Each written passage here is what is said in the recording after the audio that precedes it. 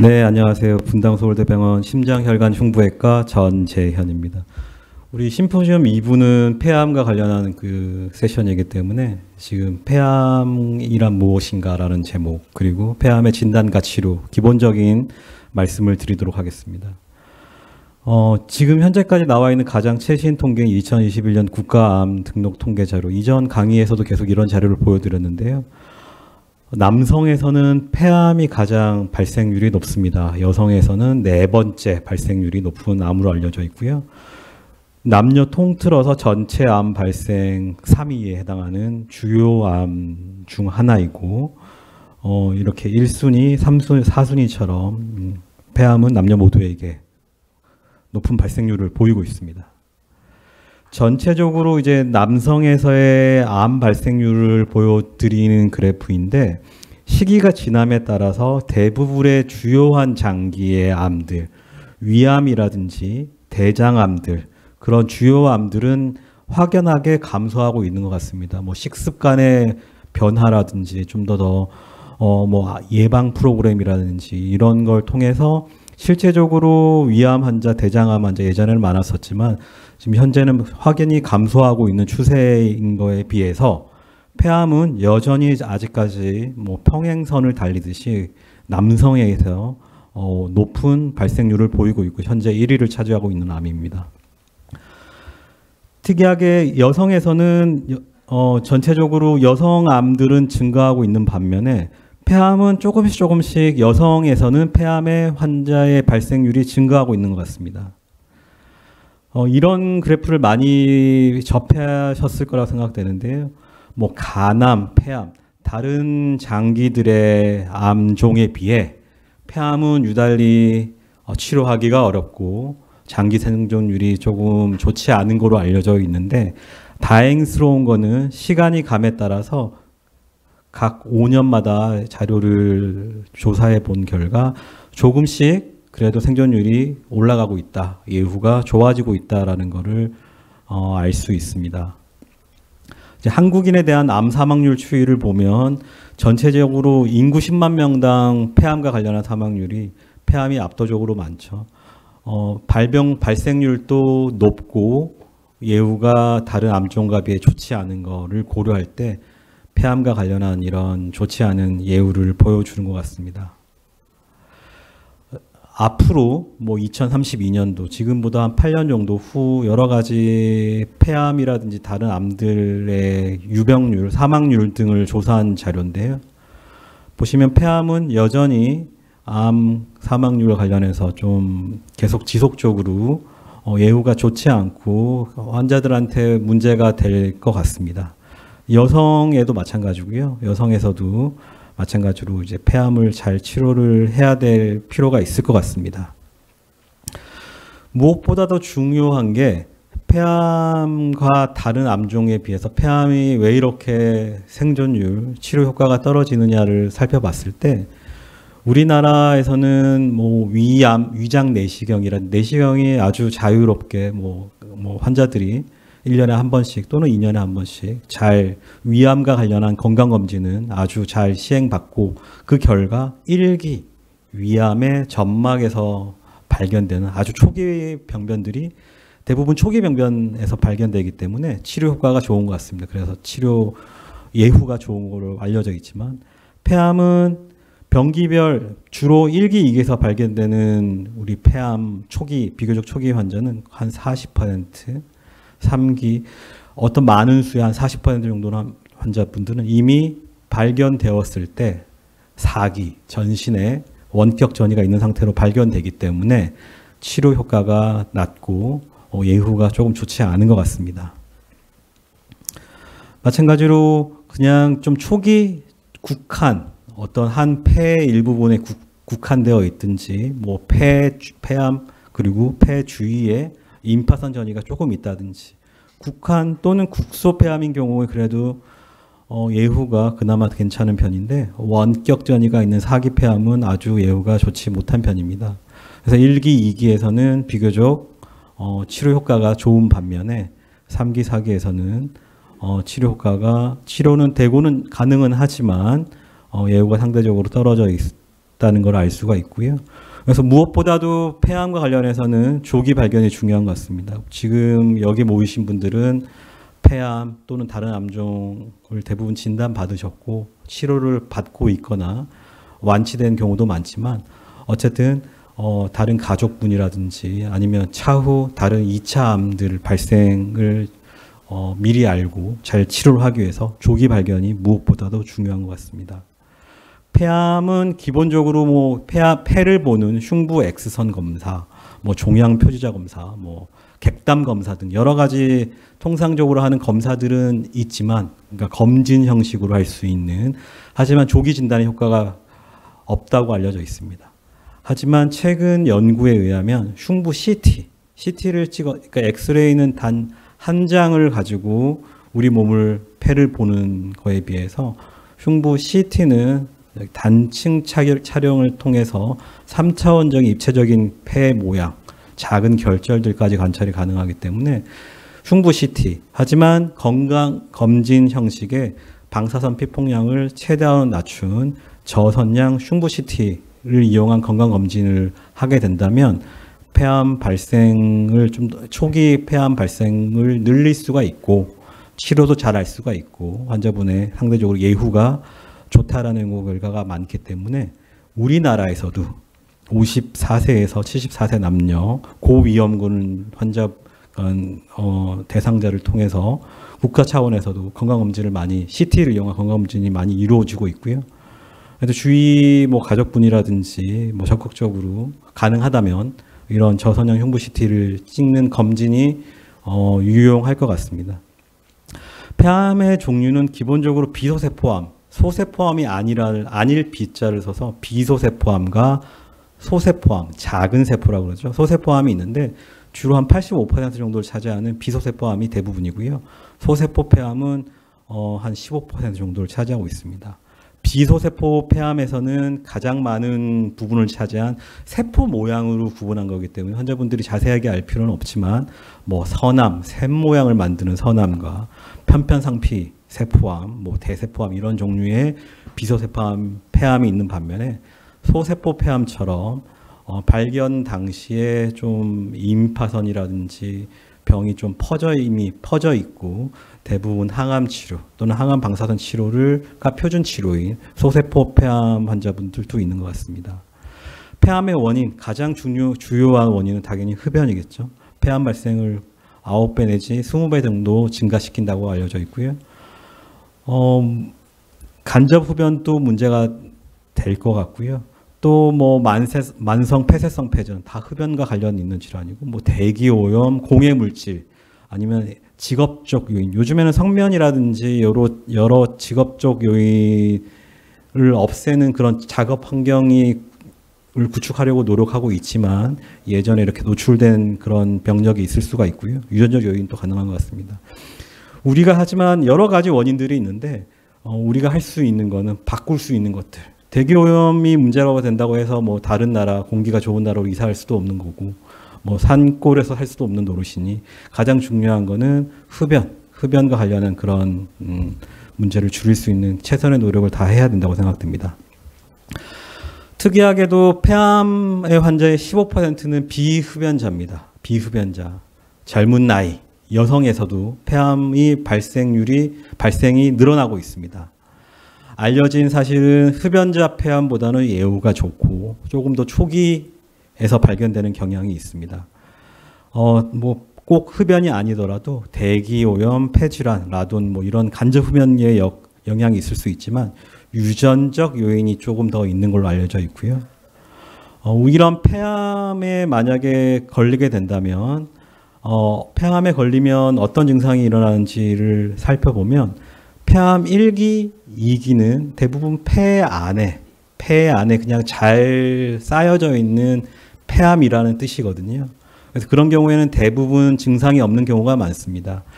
예전 제가 한 20년 전에 뭐 전공의 할 때는 증상이 뚜렷한 환자분들이 많았는데 그런 환자분들은 주로 3기, 4기 뭐 폐암이 점점 커져서 심장 혈관을 누르고 있다든지 기관지를 막고 있다든지 뭐 갈비뼈를 침범해서 통증이 있다든지 이런 식의 증상이 좀 분명하게 있는 경우에는 여러 가지 좀 병이 진행될 수 있다는 걸 시사하는 소견인데요. 그래서 대표적인 증상이 뭐 기침, 객혈, 뭐 호흡곤란 이런 것들이 가능하고 주변 조직을 침범할 때 목소리가 쉰다든지 뭐 식도 침범이 생기게 되면 삼킴이 곤란하든지 뭐 이런 증상이 생길 수가 있고 뇌전이가 있는 경우에는 여러 가지 신경학적인 증상들 뭐 이런 여러 가지 증상들이 각 기관에 따라서 만약에 전이가 발생했다면 이런 문제들이 생길 수는 있겠습니다.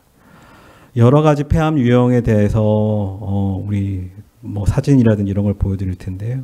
오른쪽 폐하엽에 이렇게 간유리성 폐결절, 간유리성 폐결절 모양으로 발견되는 초기 폐암이었습니다. 그래서 1기 폐암이었고, 뭐 우리가 하는 폐암에 대한 표준 검사들, PET, CT, 머리 MRI 등등 여러 가지 검사에서 뚜렷하게 보이지 않는 작은 선암이 있고 이런 폐암에 대한 치료한 환자분들도 있고요. 남자 환자분은 이렇게 하얗게 단단하게 보이는 이렇게 보이는 덩어리처럼 보이는 폐암이 발견되는 경우가 있고 이런 환자를 수술하면 이렇게 왼쪽 폐하엽 아래쪽에 발생한 폐암에 대해서 왼쪽 폐하엽 절제술 그러니까 하엽 나뭇잎사귀 아까 저희 우리 숨소리의 로고처럼 폐는 나뭇잎과 비슷한 구조라고 생각하시면 될 것 같아요. 이렇게 줄기가 달린 나뭇잎사귀. 그러니까 왼쪽 폐는 위로 가는 나뭇잎사귀, 상엽과 아래로 가는 나뭇잎사귀, 하엽 두 가지 잎사귀가 있는데 하엽에 암이 있기 때문에 하엽 아래쪽으로 가는 나뭇잎사귀 줄기를 자르는 하엽 절제술을 한 모양이고 요게 폐암 조직이 되겠습니다. 예전에는 이런 폐암 환자분들도 많이 발생했었거든요. 담배를 많이 피웠던 환자분이고 오른쪽 폐 상엽에 기관지 줄기를 맡고 있는 이런 폐암에 대해서 이렇게 기관지 내시경으로 보이는 검게 PET, CT에서 검게 보이는 이런 환자분에 대해서 폐암 수술을 또 많이 했었습니다. 60세 남자 환자 40년 흡연을 하신 분이고 등의 통증 보시면 이게 갈비뼈거든요. 갈비뼈를 침식하고 있는 갈비뼈를 침범하고 있는 폐암 당연히 여러 가지 뭐 흉통 그러니까 등의 통증이겠죠. 통증을 호소할 수가 있겠죠. 이런 경우에는 폐암뿐만이 아니고 갈비뼈까지 같이 절제하는 이런 수술이 필요하게 되겠습니다. 또는 뭐 대표적으로 폐암이 원격 전이하는 가장 흔한 기관인 뭐 뇌라든지 이런 기관에 전이가 있는 경우도 있고요. 그래서 폐암의 진단을 하고 아까 병기에 대해서 궁금하시다고 했는데 쉽게 말하면 1기, 2기, 3기, 4기 이렇게 환자분을 평가하는 겁니다. 암에 대해서 어느 정도 초기냐, 좀 더 진행이 된 암이냐라고 평가하기 위한 거고 흉부 CT 검사, 또 PET, CT, PET, CT, 머리 MRI, 또 기관지 내시경 및 임파선 조직 검사를 통해서 최선을 다한 표준 검사를 통해서 환자분이 몇 기라고 판단하게 됩니다. 1기인 것 같다. 폐에만 작은 결절이 있다. 아니면 뭐 뇌 전이가 의심되는 4기다. 아니면 임파선 전이가 있는 2기다, 3기다 이런 평가들을 하게 되는데 왜냐하면 이런 정확한 저희가 알 수 있는 최선의 검사를 통한 평가를 해야지 거기에 따라서 정확한 치료 방침을 결정할 수가 있거든요. 그래서 병기는 여러 가지 요소에 따라서 저희가 이제 조합을 해서 만들게 되는데 종양이 몇 센치다. 뭐 어떻게 뭐 따로 떨어진 뭐 위성 종양이 있냐 아니면 기관지를 침범하냐에 대한 종양에 대한 요소. 또 두 번째는 임파선 전이 그다음에 전신 전이 이런 세 가지 요소를 종합해서 몇 기라고 판단을 하고 치료를 하게 되겠습니다. 그래서 뭐 폐암이면 뭐 여러 가지 주변 장기라든지 임파선이라든지 전이 유무에 따라서 몇 기라고 판단되는데요. 그래서 임상적 병기가 있고 병리학적 병기가 있을 수 있어요. 아까 말씀드렸듯이 그런 최선을 다한 검사에서 저희가 평가하는 가채점이라고 생각하시면 될 것 같아요. 할 수 있는 최대한 검사를 해서 병기 설정을 하게 됩니다. 1기인 경우에는 보통 이제 3cm, 4cm 이하의 종양이거든요. CT를 찍어서 그렇게 크기가 측정이 되면 1기라고 말씀드릴 수가 있는데, 근데 실제로 이제 저희가 1기라서 이제 수술을 하게 되면 폐암을 절제를 하게 됩니다. 3cm 같았는데 실제로 잘라보면 거의 3, 4cm일 거예요. 잘랐는데 뭐 1cm이고 잘랐는데 뭐 7cm이고 이럴 이유는 거의 없거든요. 근데 그거 종양에 대한 인자는 변하지 않지만 임상적 변기가 1기라고 저희가 가채점했던 환자가 2기가 될 수 있고 3기가 될 수 있는 거는 수술 후 병리학적 검사, 주요한 거는 임파선 전이 때문에 그런 겁니다. 그러니까 실제로 여러 가지 검사에서는 폐에 암 하나밖에 없다고 판단됐지만 우리 폐암이 진행하게 되면 임파선으로 전이가 할 수가 있거든요. 물론 저희 검사에서 임파선에 뭐 밝게 보이거나 커져 보이는 임파선이 없었기 때문에 1기라고 판단했지만 수술은 폐암도 절제로 하는 거고 주위 임파선, 쉽게 밭에 감자를 캐듯이 감자를 한 20개 내지 30개를 캐는 수술을 하게 됩니다. 저희가 평가할 때는 그런 감자들이 다 싱싱하고 깨끗하고 쉽게 검사를 통해서 뭐 제가 외래에서 환자분한테 말씀드리는 거는 땅이 너무 좋았고 날씨도 좋았고 비료도 좋았고 저희가 평가하기에는 이런 20개 내지 30개의 감자들이 다 싱싱할 거라고 판단되었다. 하지만 실제로 수술은 감자를 다 캐는 거예요. 20개 내지 30개. 근데 그런 감자를 캤을 때 썩은 감자가 있다. 전이된 감자가 있으면 2기가 될 수 있고 3기가 될 수 있는 거예요. 물론 그 오차가 엄청 크지는 않고요. 어떤 종양에 따라 뭐 1기라고 생각했는데 한 20%, 많게는 20%, 적게는 한 10% 정도 2기가 될 수 있고 3기가 될 수 있는데 이거는 임파선 전이가 실제로 감자를 캐서 썩은 감자, 전이된 감자가 있으면 1기라고 판단했지만 2기가 될 수 있고 3기가 될 수 있는 거예요. 하지만 수술은 똑같아요. 폐암도 절제로 하고 임파선 전이 감자가 썩었든 싱싱하든 주위 임파선을 완벽하게 절제하는 게 폐암 수술의 기본이 되겠습니다. 그래서 3기 초반까지는 수술이 가장 주요한 치료가 되겠고요. 보통 이제 1기, 2기, 3기까지 수술 후에 1기까지는 보통 수술로 모든 치료가 끝나지만 1기 B, 1기의 일부 환자들이라든지 2기, 3기 환자는 수술 후에도 종양이 좀 더 성적표가 그러니까 채점을 했는데 조금 더 이제 진행한 상태이기 때문에 복합 치료, 항암 치료를 해서 재발률을 낮추는 치료가 표준 치료고요. 3기의 일부에서는 항암 치료라든지 이런 선행 항암 치료를 하고 수술하는 경우도 있고 병이 4기 또는 4기와 가까운 3기에서 병이 퍼져 있는 경우에는 수술이 오히려 도움이 되지 않고 통상적인 항암 치료 또는 항암 방사선 치료가 환자분한테 더 도움이 되는 경우가 있겠습니다.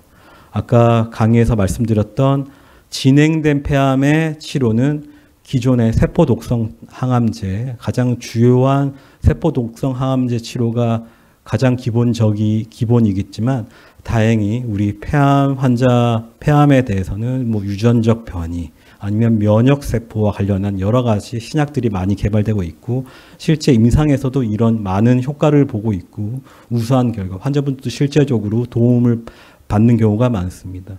대표적인 게 표적 항암제. 표적이 있어야 쓸 수 있는 표적 항암제입니다. 그런 표적이라고 한다면 돌연변입니다. 뭐 제일 많은 EGFR 유전자 변이라든지 뭐 KRAS, ALK 등등 여러 가지 표적을 저희가 검사를 하게 되고 이런 검사에서 표적이 발생했을 때 쓸 수 있는 약, 표적 치료제를 쓴다면 환자분한테 많은 도움이 되는 그런 결과를 저희가 알고 있습니다. 마찬가지로 면역 항암제. 면역 항암제도 마찬가지로 우리 면역 항암제에 듣는 뭐 우리 T 세포, 뭐 면역 세포에 발현되는 단백질의 발현 빈도에 따라서 그러니까 다시 말하면 그것도 표적이 있냐 없냐에 따라서 치료 효과가 더 있냐 없냐라고 확인할 텐데요. 제가 뭐 하여튼 여러 가지 좋은 약제들이 개발되고 있고 이런 여러 가지 방법을 통해서 비단 초기 폐암 환자뿐만이 아니고 3기, 4기 폐암 환자분들도 분명히 도움이 되고 좀 더 예후가 좋고 그렇게 도움이 될 거라고 생각됩니다. 저희 이제 수술에 관련해서 좀 더 말씀을 드리면 폐암 수술은 종양 세포의 완전 제거입니다. 수술을 한다는 말은 대부분 깨끗하게 남김없이 완전하게 절제를 한 근치적인 수술, 완전한 폐암의 완전 제거를 통해서 완치를 하고 폐암 환자의 장기 생존을 도모하는 그런 수술이 될 것 같고요. 두 가지를 해야 됩니다. 폐에 있는 남은 잎사귀에 있는 폐암을 비롯해서 폐도 절제를 해야 되겠지만 폐 주위의 임파선들, 아까 감자라고 말씀드렸잖아요. 감자를 남김없이 깨끗하게 잘 캐는 게 중요한 치료 같습니다. 그래서 폐를 자를 때 어느 정도를 자르냐? 남은 잎사귀를 자르는 겁니다. 그래서 폐 상엽에 있으면 폐 상엽 절제술. 이렇게 말씀드리면 환자분들이 이렇게 폐 상엽을 전부 절제를 하나요? 라고 저한테 물어보시더라고요. 위암 환자들은 위를 다 절제를 하거든요. 위는 하나잖아요. 그렇죠? 근데 폐암이라고 해서 한쪽 폐를 다 절제하는 것도 아니고 해당하는 남은 잎사귀를 절제하는 수술. 그러니까 폐암을 수술할 때 도려내는 게 아니고 완전한 깨끗한 안전거리를 확보하고 어느 정도 잘라야지 가장 치료 효과가 좋은지는 입증되어 있습니다. 폐엽 절제술, 남은 잎사귀를 절제하는 폐엽 절제술이 폐암 수술의 가장 기본이 되는 수술이지만 어떤 경우에는 종양의 종류나 크기랑 위치에 따라서 한쪽 폐를 다 잘라내든지 두 엽을 절제를 한다든지 이런 수술이 필요한 경우도 있지만 최근에는 아주 초기 환자, 1기 A 환자분들에 대해서 저희 선택적으로 폐를 조금 더 덜 잘라내는 위암 수술도 위를 좀 남기는 조기 위암의 경우에 위를 좀 남기는 수술도 가능한 부분도 있거든요. 마찬가지로 폐암에서도 모든 환자가 가능한 건 아니고요. 선택적인 환자들, 1기 A에 해당하는 환자분들은 폐를 조금 더 남기고 폐 기능을 좀 더 보존하는 수술을 하기도 합니다. 이렇게 남은 잎사귀, 기관지, 줄기가 달린 오른쪽은 상, 중, 하엽, 왼쪽은 상엽, 하엽에 이렇게 폐가 나뭇잎처럼 그런 모양을 보이고 있고요. 폐엽 절제술은 이렇게 왼쪽에 있는 상엽에 있을 때는 상엽을 절제하는 수술. 또는 이렇게 기관지 만약에 이렇게 말초에 위치한 폐암이 아니고 이렇게 중엽과 하엽, 기관지 사이에 만약에 종양이 위치하고 있다라고 한다면 깨끗한 절제를 위해서는 상엽, 중엽과 하엽, 이엽 절제술이 필요한 경우도 있고 어떤 경우 이렇게 줄기에 큰 종양이 있는 경우에는 한쪽 폐를 다 절제하는 그런 수술이 필요할 수도 있습니다. 깨끗하게 절제하기 위해서요. 또는 아까 말씀드렸듯이 아주 초기 환자에 대해서는 구획 절제술, 상엽 중에서 일부 구획을 절제하는 수술 또는 쐐기 모양의 쐐기 절제술 이런 수술도 선택적인 환자들에서는 이런 폐를 덜 잘라내는 수술을 하더라도 치료 효과가 옆 절제술, 표준 수술에 비해서 더 좋다, 아니면 비슷하다라고 알려져 있기 때문에 이런 수술이 잘 해당하는 환자들은 이런 수술 받으실 수 있겠습니다. 또는 종양이 이렇게 기관지 사이에 좀 절묘하게 위치해서 안 좋은 위치에 있어서 통상적이라면 한쪽 폐를 다 잘라주는 수술이 필요하지만 기관지 성형술을 통해서 폐를 살려주는 복잡한 그런 수술을 시도하는 경우도 많고요. 아까 말씀드렸듯이 이런 폐 절제와 덧붙여서 이렇게 폐에 있는 임파선들은 검게 보이거든요. 감자를 캐는 거예요. 폐 주변에 있는 저희가 구역이 있거든요. 어느 밭을 캐는지, 어느 밭에 감자를 캐듯이 이렇게 감자를 캐는 위치가 정해져 있어요. 그래서 깨끗하게 남김없이 이런 임파선 감자를 캐서 캐는 것도 가장 폐암 수술의 이제 퀄리티, 수술의 질을 평가하기 위한 가장 중요한 요소인 것 같습니다. 이렇게 왼쪽, 오른쪽 절제해야 될 위치가 있고요. 통상적인 우리가 2000년도 이전에는 대부분의 폐암 수술이 이렇게 개흉술 쫙 찢어서 갈비뼈 사이를 벌리고 들어가서 폐를 절제하는 수술을 했다면 최근에는 흉곽경 수술, 구멍을 뚫어서 하는 수술을 많이 하고 있습니다.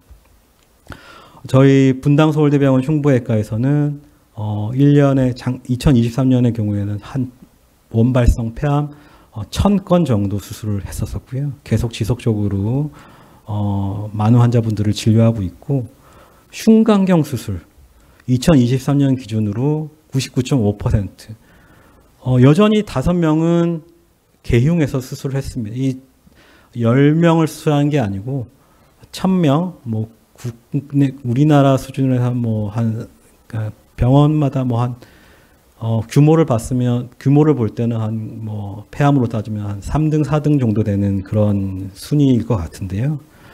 많은 환자를 수술했고 그 중에 초기 환자도 있겠지만, 그러니까 쉽게 흉곽경으로 수술할 수 있는 환자도 있겠지만, 아까 기관지 성형술이라든지 전폐절제술이라든지 어려운 수술이 당연히 포함되어 있음에도 불구하고 흉곽경 수술을 지금 열심히 잘 하고 있습니다. 흉곽경 수술, 채소 침습 수술을 선도하는 병원이라고 자부하고요. 관련해서 우리 뭐 데이터를 봤을 때 여러 가지 병기에 따라서 폐암 성적도, 그러니까 환자들에 대한 예후도 좋다고 저희가 계속 보고하고 있습니다. 저희가 올해 초에 작년에 연간 1000내 폐암 수술이라는 그런 저희가 기념을 했던 게 났고요.